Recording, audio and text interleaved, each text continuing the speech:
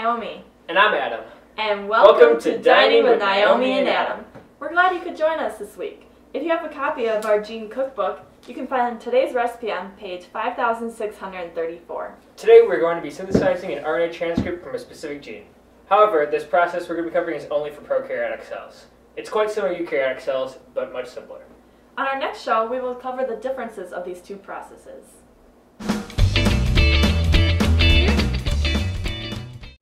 First, we will need to collect all of our ingredients.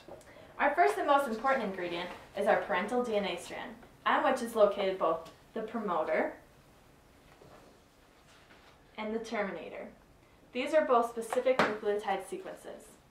We will also be using the RNA polymerase, as well as some nucleotide bases. What are these nucleotide bases?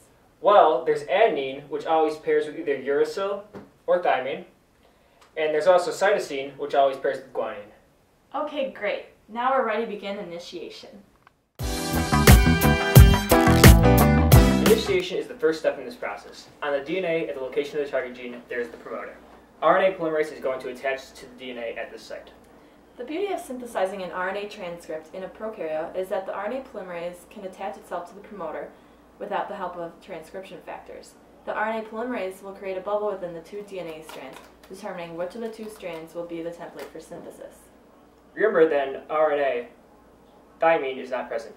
Instead, uracil will bond with adenine, and of course, guanine will bond with cytosine. So we will put this in the oven and wait until RNA polymerase reaches the terminator.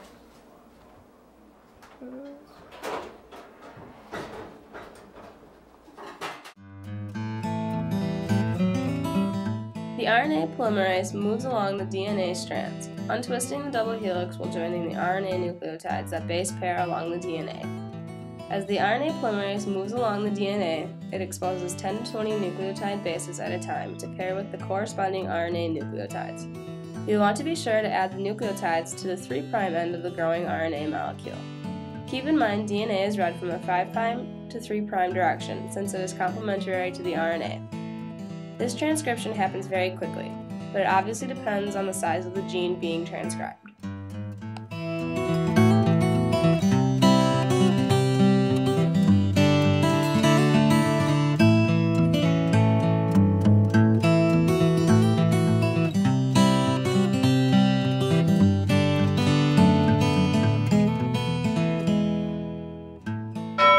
Oh, it sounds like the RNA polymerase has reached the terminator. I'll go grab that out of the oven. Another beauty of this synthesis in prokaryotes is that when the termination signal has been reached, the transcript is simply released and the RNA polymerase detaches from the parental strands of DNA. Once you obtain the released transcript, there is no further processing or modifications needed. It is immediately available for use as mRNA. Keep in mind that in eukaryotes, there are further instructions for modifying the mRNA transcript. The mRNA can code for various proteins to be used throughout the organism.